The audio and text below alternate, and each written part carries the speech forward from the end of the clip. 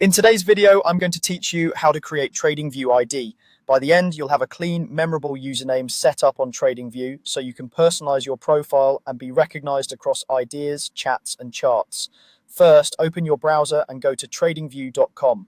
Type it directly into the address bar to make sure you're on the official site. If you're already signed in, you'll see your account avatar at the top right. If you're prompted to log in, go ahead and do that so you can access your account settings. Being signed in is required for the next steps. Now look to the top right corner of the page and click the profile icon. This is your account menu. It's where TradingView keeps all your personal and subscription settings in one place. On mobile, you might see it behind a menu button, but the location is similar. From that menu, choose Settings and Billing. This opens your account dashboard. Don't worry, you're not changing your plan here unless you want to.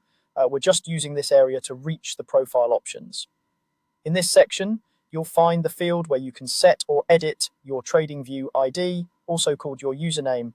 Next, create your username, keep it unique, easy to remember, and aligned with how you want to be seen in the community.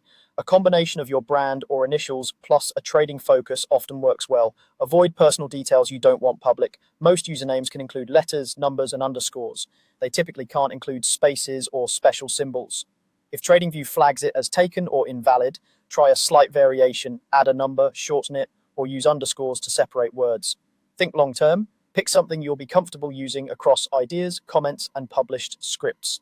Once you're happy with the username, click Save Changes. Give the page a moment to confirm the update. If you see an error, it usually means the name is already in use or doesn't meet the format rules. Adjust and try again. After saving, your new TradingView ID will appear on your profile and next to your activity across the platform.